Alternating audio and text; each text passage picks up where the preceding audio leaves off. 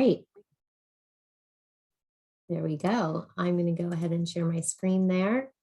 And so yeah, we're here to talk about, is your team rowing together? And we'll talk in just a minute about what that means. Let me do just a quick introduction of myself. My name is Trina Walker, and I am the founder and lead consultant of TLW Strategy. I founded this consultancy because I have a passion for making a difference in the world. And therefore, I help nonprofit and social sector organizations create efficiencies so they can focus on that work that really matters. And when I talk about those creating efficiencies, they usually lie in three different areas. One is in that strategy, the big picture planning. What are we doing? What are we about? Kind of what's our mission and our vision, our why. The second is in the area of teams and team development. How are we getting done what we're doing? You know, how are we working together? All of those things. That's the how. And then the third is in implementation.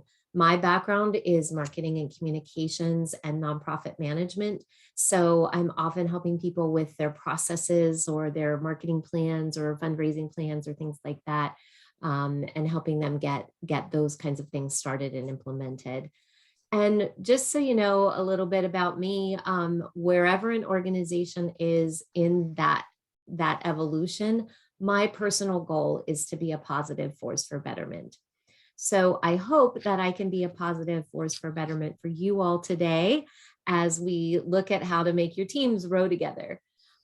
So just a couple of agreements. If you can keep your camera on, like I said, we want this to be as interactive as possible, and it really helps us feel like we've got people in the room if we can see your faces. If you're not prepared to do that, it's absolutely fine, but it does help make those interactions a little more personal. As we said, use the chat or raise your hand. I hope that you can stay present for this hour and ignore your phone and all of those other things that are going to ding up for you. This is time you have set aside for yourself. And so I hope you honor yourself in that way. We are going to ask sometimes that you share. And so we want to make sure that we do give everyone a chance to speak. So that might mean, we might have to cut you off if you're speaking too long or something like that. And please don't take offense. But again, we want to make sure that we're giving everyone a chance to speak, and also that we're all listening actively and suspending any judgment. You may or may not agree with what's being said, but I would encourage us all to listen for understanding. And you can always pass, of course, if you want. You don't need to say something if you don't want to. And I do hope that we have some fun today, and just get to know each other a little bit better. So to that end, I am going to put a little Mentimeter poll. Actually, Carolyn will put that in the chat for you, and I'll start to share that on our screens. But what I really want you to do is you just use a word or two to describe a pain point that you're facing in your organization. And some of you did that on the kind of on the survey when you signed up. But if you can remember what you wrote there, great. If you don't remember, just add something else. You might have a different pain point today. So go ahead and enter that word. And then we'll move on to asking a second question as well. So let me just go ahead, and I'm going to stop sharing this so we can share those results as they're coming in.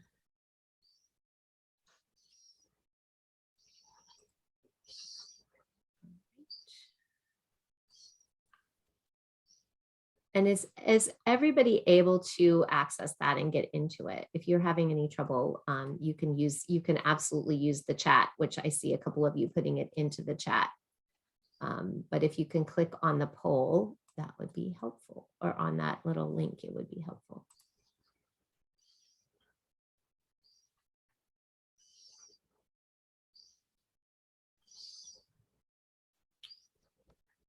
And I will go ahead and share that.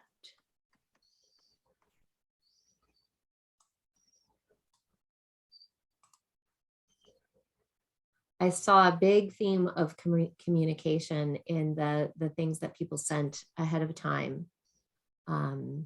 So that's one of the things we're seeing here as well.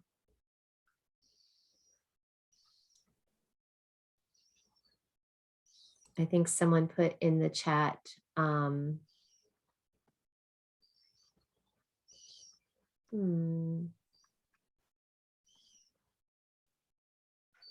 let's see, Jackie, if you can click on the, go open the chat and click on this link in the chat, you should be able to enter your word.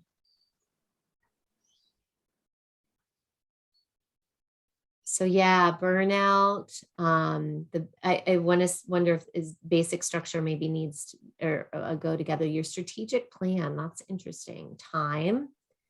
Yeah. I think there was definitely some themes that came up in look at that communication getting bigger and bigger. That means more people are using that word. So that's how this little word cloud works, is the larger the word, the more times it shows up. So yeah, procedures. Okay, awesome. You can feel free to we can come back to that, but I want to ask you one more question here.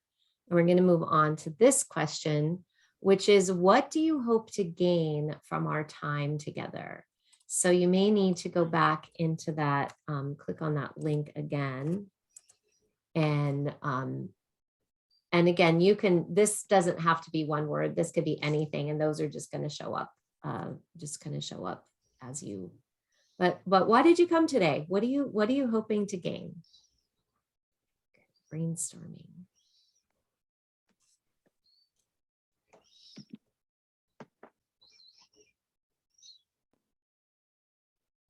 Great.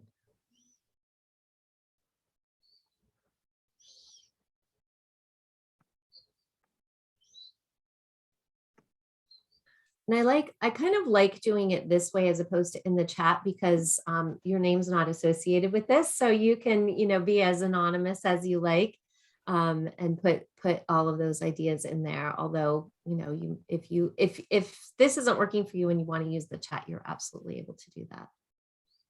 Strategies to help everyone in our organization get into sync. Great. Well, I hope that we're going to be able to do that today. I think I am going to give you some tips and some strategies. I hope that I give you some insights and that we all are able to share, some brainstorming things. So I'm just going to go ahead and stop sharing that, but feel free to keep adding. We can always come back to it later. Let me just move that off of my screen here. And I'm going to go ahead and share a few slides with you here.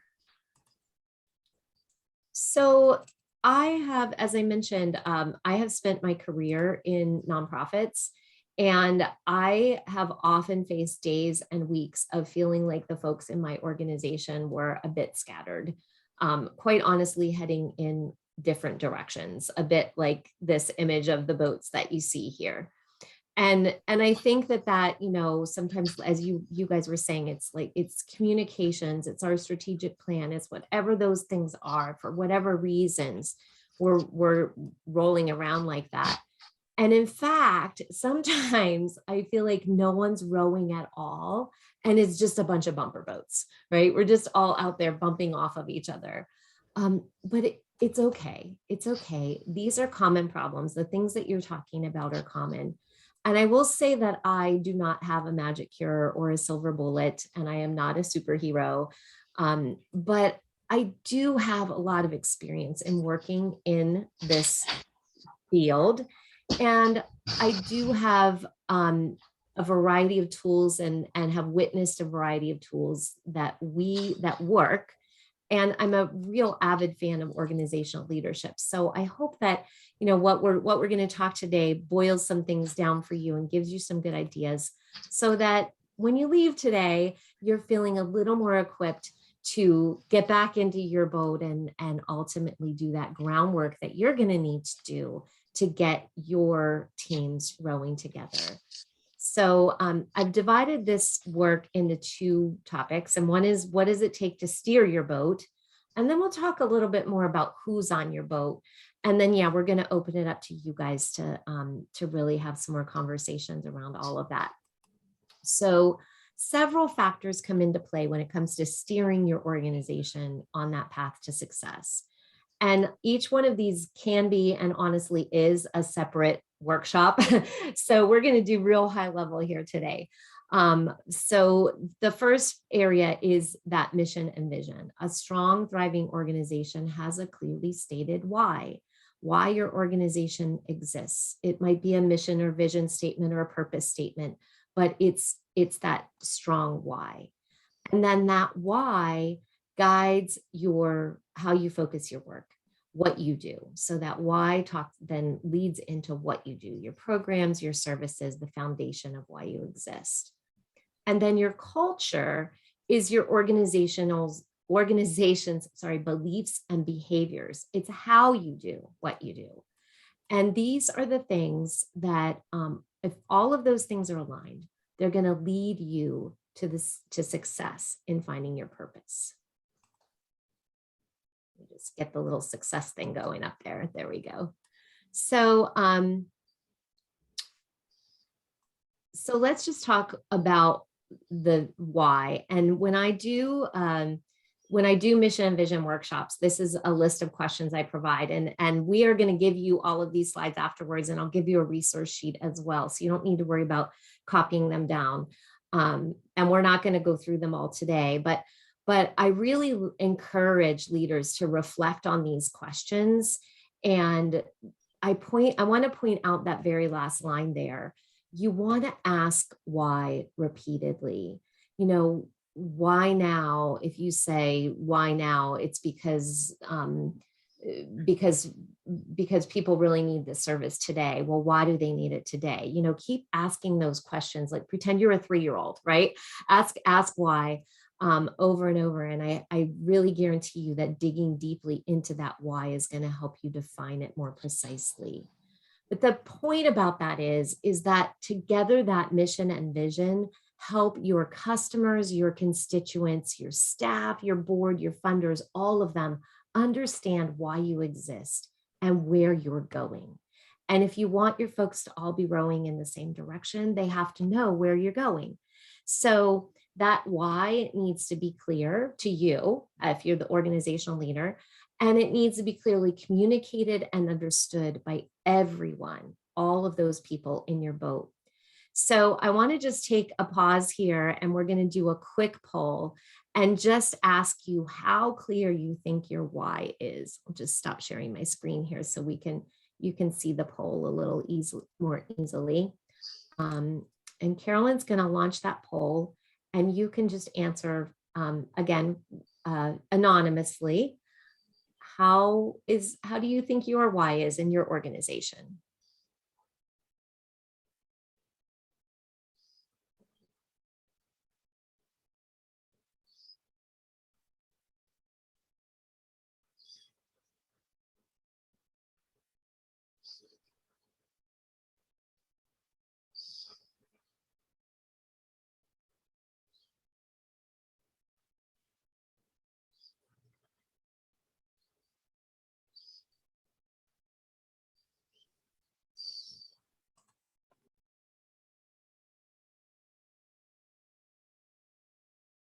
It looks like almost everybody has answered the poll. We'll give this just another second, and then we'll go ahead and share those results.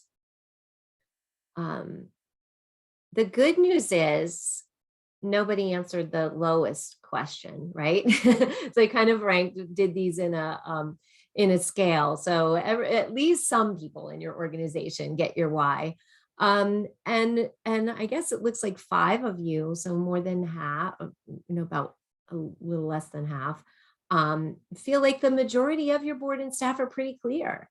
So maybe they can't like recite your mission and vision statement verbatim 100% of the time, but the majority is pretty clear. So that's really good. That's awesome.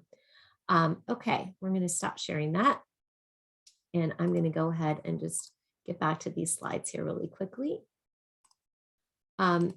So that first part, that why, is really clear. Once you've got that and you have that shared purpose, then you want to align your work around that purpose.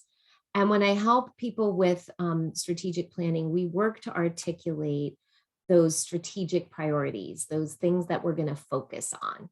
And I like to say 3 to 5, typically no more than 3 at one time. You want to have those broad areas that your organization is working on. Those are those kind of broad categories of what you do, and they're leading you toward that success in your mission and vision. And then you'll further flesh those out into your goals, your tactics, again, this is the what you do. And the importance of focusing that strategically and having those priorities and goals come back to your mission are because without a strategically aligned focus, you risk a lot of things. One is inefficiency. You risk wasting your time and energy on things that don't matter. You risk letting down your customers or those people who are counting on you to deliver that why, right? You risk disillusioning and possibly losing funders. If they don't think you have your act together, they're not going to give you the money to keep going forward. And you risk losing some key staff, volunteers, or board members who could help you succeed, but they're so frustrated because you're not going, you don't seem to be focusing and moving forward. So it's really important that you take some time and focus those priorities. And like I said, we're talking high level here, and we're going to get into some more specifics. But what I want to do now is just kind of ask you again that same poll question, but related to, I'm going to stop sharing here, but related to the focus. So we talked about your mission and vision and your purpose. How focused do you think you are? And Carolyn will get that poll going.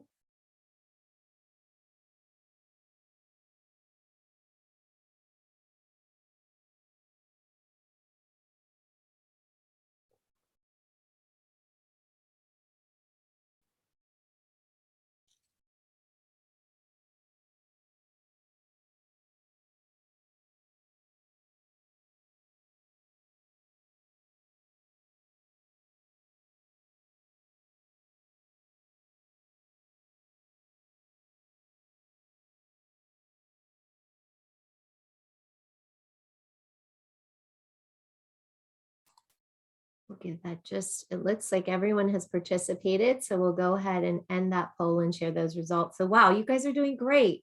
You're doing great on your focus. And this is fantastic because all of these things are those foundational pieces that are helping your teams grow together, right? So let's figure out where those missing links are for you. We'll stop sharing that and we'll get this going here.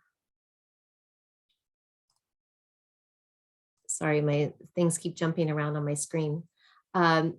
So again, just getting back to repeating this a little bit, your mission and vision, create that why. Your strategic goals and your strategic priorities and your goals, create that what. And then the next piece is the how, the culture, all right? This is your organizational culture.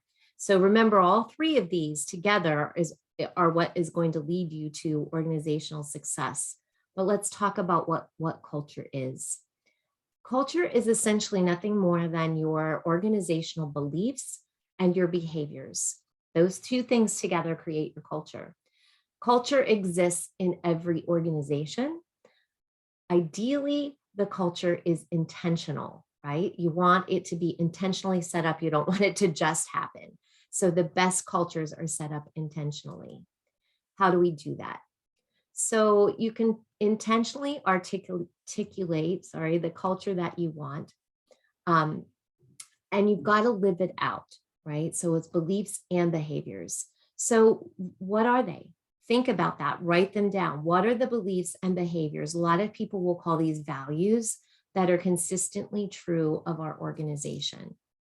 And I always like to write and articulate values as verbs, because then it really helps us to know how we actively approach the work we do.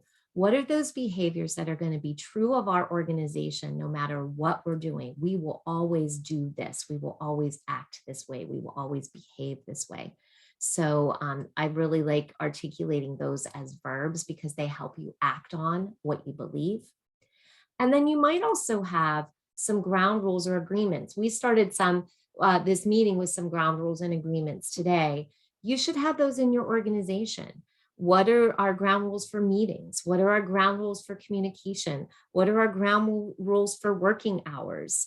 Especially important as we're dealing with remote and hybrid situations, those ground rules need to be really clear. And you can develop them together, right? Your whole team can develop them together.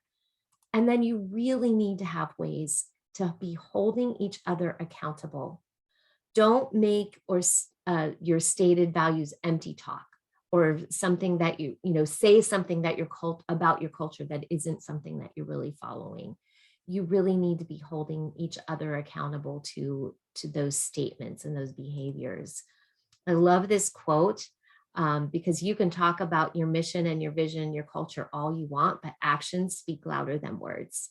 And if those key players in your organization aren't living out what you say in real actions, then whatever you say won't matter at all. And I just want to ask a question here. Who do you think, and you can unmute yourself and answer, when in this quote, who are the important people in the organization?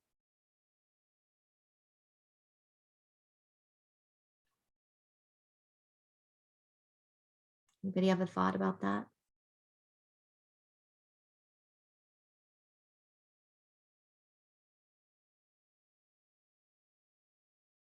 If someone in your organization is misbehaving, if their behavior, that behavior is being seen, who are those important people? This is Tammy. I would say each and every individual is important, equally important, because they represent. Yeah, absolutely. Absolutely, Tammy. It's everyone. They're all visible, right? They all represent, whether they're working, sweeping up the floor, or they're sitting in the CEO suite.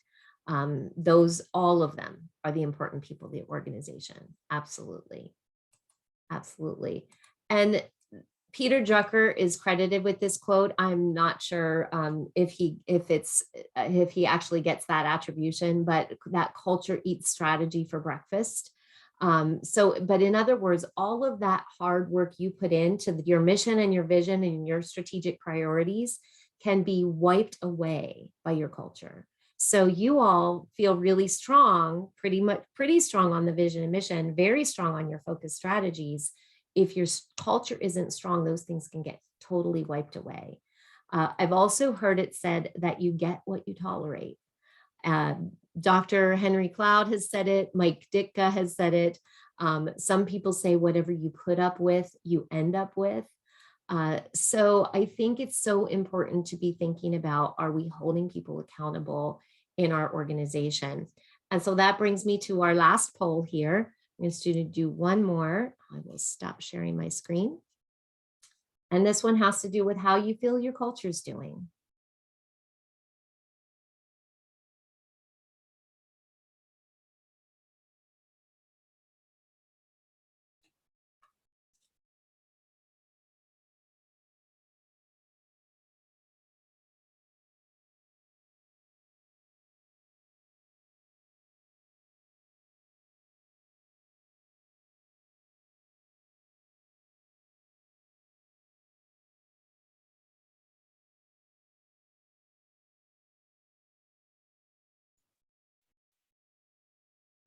Is there an error on the poll? I got an error.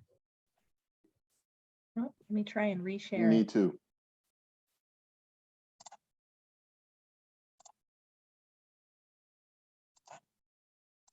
Huh. Try that How's one that? again. Oh, there it goes. There we go. I wondered if it was such a hard question that nobody could answer it.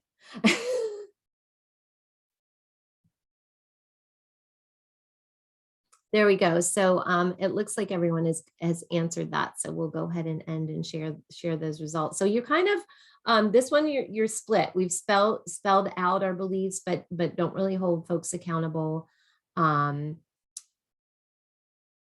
You've got some that we're generally trying, we're really trying. So this is good. This is good. And this is kind of the part that we want to talk about next, is just those people on your boat, and how to help move that forward. Okay, so we'll stop sharing that. And I've just got a couple more slides to go here, and then we're going to have some conversation. So thinking about who's on your boat. And this is going to ask you, I'm going to ask you here for some input. Jack Welch, who's the famed CEO of GM, used this grid to indicate a person's fit in an organization. So that left axis measures the person's ability, their skills or performance, their ability, how well do they perform their function. And then that bottom axis measures their values or their cultural fit. So how well do they buy into your corporate culture? So you could call that left axis able and willing, and that bottom one competence or culture. So when you see this grid, who are the obvious keepers? So you would essentially put all your people in one of those boxes, right? In one of those quadrants. You'd give them that rating, and they'd end up in a quadrant. Like their performance is a 10, their identity with our values is a 6, they end up in box 4, so forth. So when you see this grid, which ones are the obvious keepers and which should be the first to go? And I'm going to keep sharing that so you could see it, but I'm also wanting to see your faces and ask you to go ahead and unmute yourself and comment on that.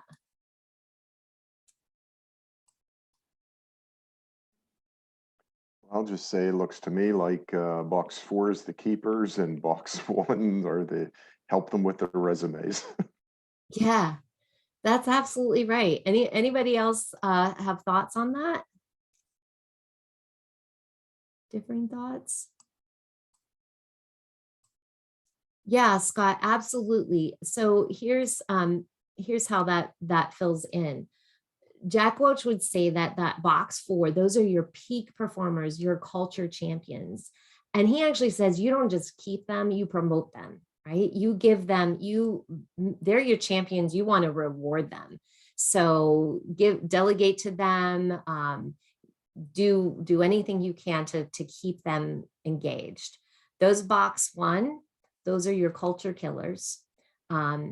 They don't buy into that corporate culture, and you want to fire them as quickly as possible. And they're not helping in any way, right? But what about the box 2 and 3? Those ones are less obvious. Anybody have a sense of which one might be more valuable and which one might be more harmful?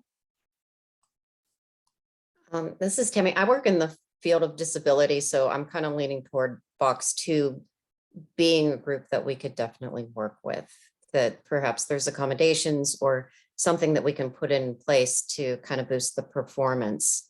Because if the heart is there and the why is there and the good intentions, we can always work on the skill set and whatever accommodations we need to make. Yeah. Yeah. Anybody else have thoughts on that? Yeah. Yeah, I kind of agree with Tammy. You can help people perform better if they're otherwise aligned. The great performers that are basically going against your mission over in box 3, you kind of need to put them on a short leash and move them out if they can't adjust. Yeah. And anybody else have thoughts on that?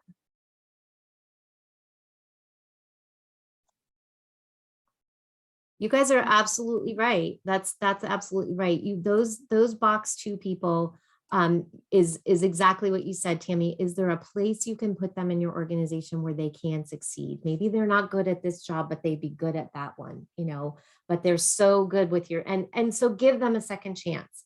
Now, if they can't rise up to it and they're still bringing the performance is lacking, that's also going to be an issue, because then their colleagues are going to get frustrated, and all of those people that are already in box 4 are going to be starting to get frustrated. So you want to definitely give those folks a chance, try to do what you can with them. And those ones in 3, Right. I love that, Scott. Give them a short leash, encourage them to get on board with your culture. But if they can't, you need to get rid of them. And Jack Welch would say you use it as a teaching moment. So what you say is, this is why Mary left. Yes, she was a fantastic accountant, but she didn't get our corporate culture is that we speak truthfully and we don't talk behind each other's backs. And she was talking behind other people's backs and not being honest about her feelings. And so that is why she's no longer working here. So you tie it back to the reasons. And then your staff start to see, oh, wow, right? We really do walk that talk. We really do believe what we say, and we're not letting people who don't stand by our corporate values get away with things.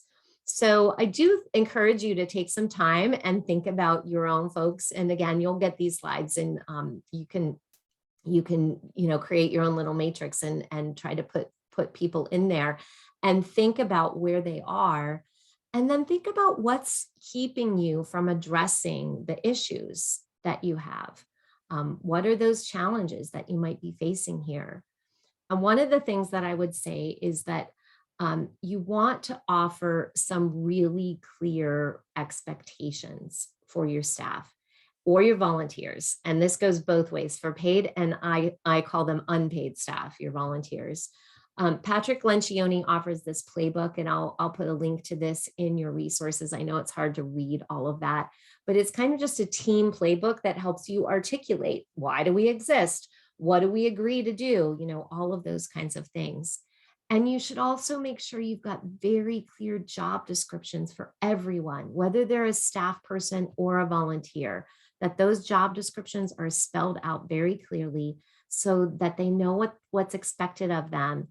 And also have some kind of a measurement tool, like, hey, I wouldn't even necessarily call it a measurement tool as much as a clarity of, these are the things that we've agreed that I'm going to work toward.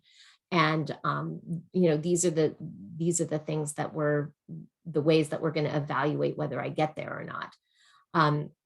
And for volunteers, you could have a similar kind of an agreement, a signed agreement that they would sign that says, I agree that I'm going to work toward these things. And in the coming year, these are the things that I'm going to be doing.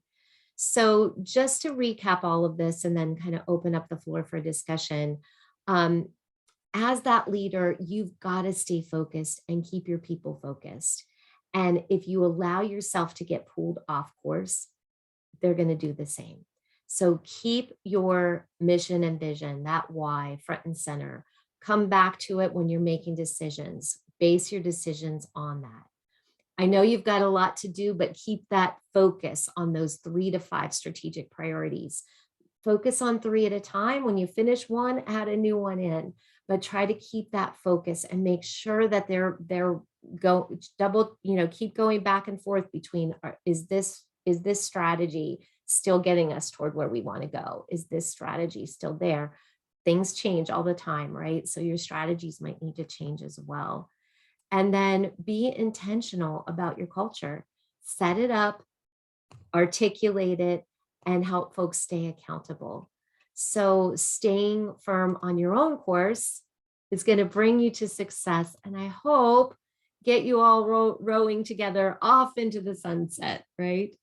So I'm just going to stop sharing my slides here and just kind of open it up and maybe address any questions you have, but also I'm wondering, where are your biggest challenges and what are those things? And then we can talk through that. Go ahead and stop. Trina, I'm going to stop the recording as well at this point too. Thank you so much.